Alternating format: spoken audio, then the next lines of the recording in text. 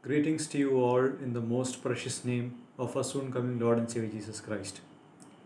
I take this opportunity to start an exposition series on the Gospel of Mark. Before we move ahead into the exposition, let me first share a few things that we need to know as part of this book. First, let's start off with the author, Mark. The author, as we know, is John Mark, whose name appears in the book of Acts. John Mark was the cousin or a relative to Barnabas, and it was in John Mark's home that the early church used to gather occasionally for prayers. You would find that in Acts chapter 12. John Mark was a person who accompanied Paul and Barnabas in their first missionary journey, and you find that detail in Acts chapter 13. And then halfway through the first missionary journey, John Mark leaves Paul and Barnabas and goes back to Jerusalem.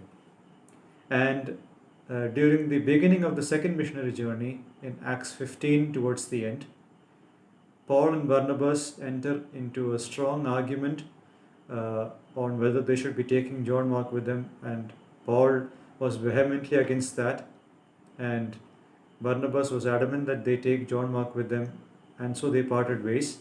So Paul takes Silas and starts off the second missionary journey. Barnabas takes John Mark with him and goes to Cyprus. And we don't read much about John Mark in the book of Acts after that. But later we see that Peter was associated with John Mark eventually, and it's from Peter that John Mark gets all the information to write this book. Mark was not an eyewitness, so all that he wrote over here were based on the eyewitness accounts that Peter narrated to him. And the relationship between Mark and Peter is seen in 1 Peter chapter 5 towards the end, where Peter calls Mark his son. Now, talking about the audience, to whom is Mark writing this book? The audience of this book are the Greeks and the Romans, who are not familiar with the Greek, with the Jewish culture or the Jewish language. Now, I just want to say two things about the audience. Number one, they are Greeks and Romans. So we know that from a few hints in this passage. I would want to turn your attention to a few details in this book that help us understand that the audience were not Jewish people. Firstly, let's start off with Mark chapter 7, where Mark informs the audience of some Jewish practices and traditions that they followed. Mark 7, verse 3 and 4. The audience were not familiar with this, unlike the audience of Matthew, and so Mark had to explain this out for his audience to understand. And then we find in chapter 5 of the Gospel of Mark, where Mark narrates an incident where Jesus raises Jairus' daughter, and when Jesus calls this girl to rise, 5 verse 41, Jesus says, Talitha Kumi, which is an Aramaic word. John Mark translates that into Greek for his audience. And then we move on to another passage in Mark 7 and verse 34.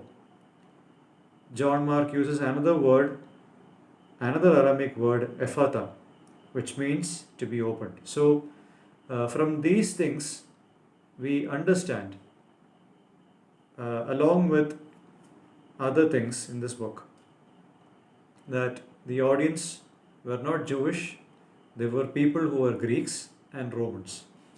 Now, yet another thing we need to know about the audience here in this book is that these were Greek and Roman Christians.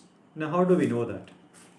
We see this information in Mark's Gospel, chapter 15, verse 21, where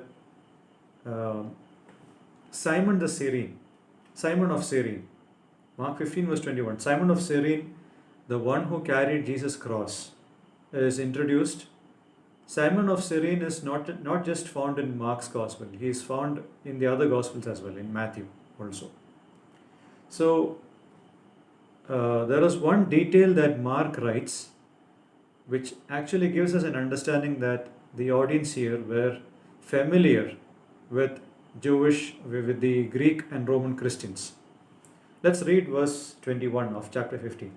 And they compelled a passerby, Simon of Cyrene, who was coming in from the country, the father of Alexander and Rufus, to carry his cross. So the readers are familiar with Alexander and Rufus, who were members of the Roman church, the church at Rome.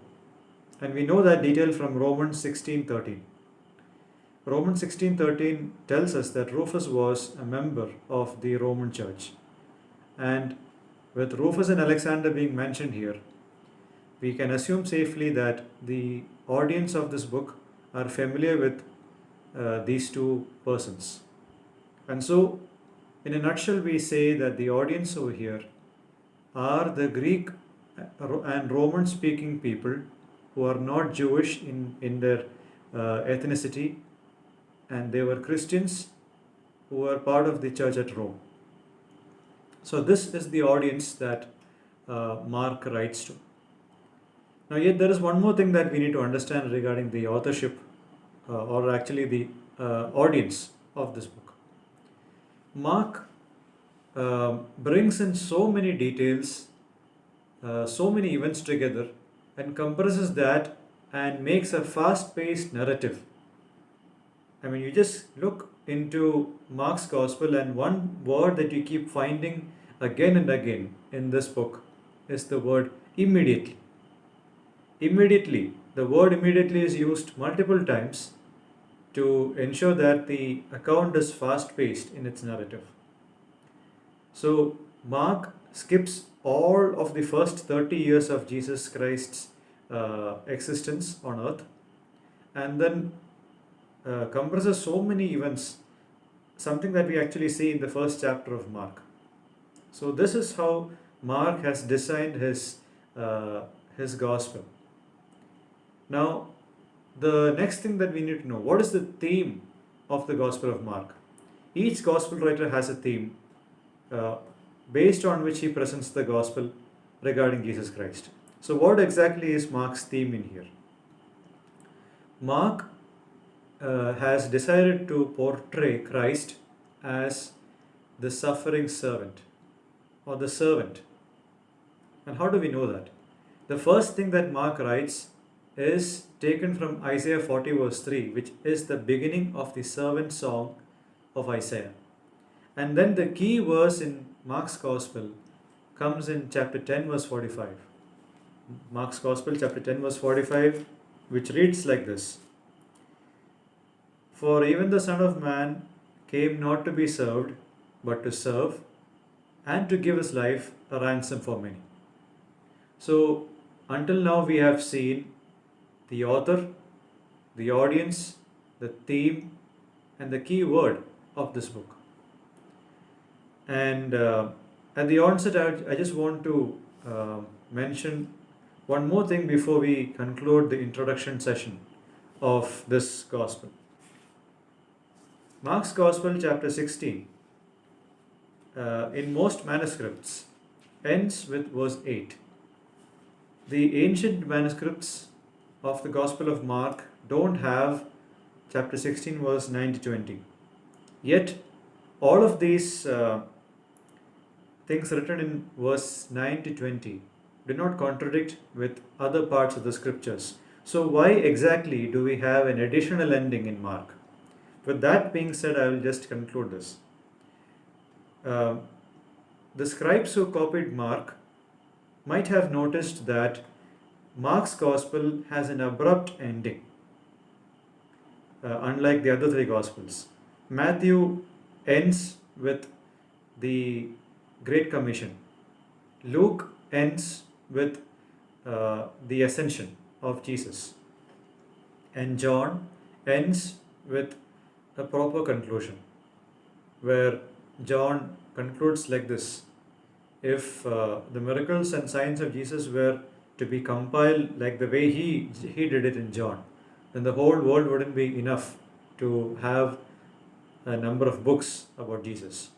So the other three Gospels had a smooth ending, whereas Mark chapter 16 verse 8 was abrupt according to the scribes. And so what they did was they took verses from other parts of the New Testament to create an ending so that Mark wouldn't end abruptly.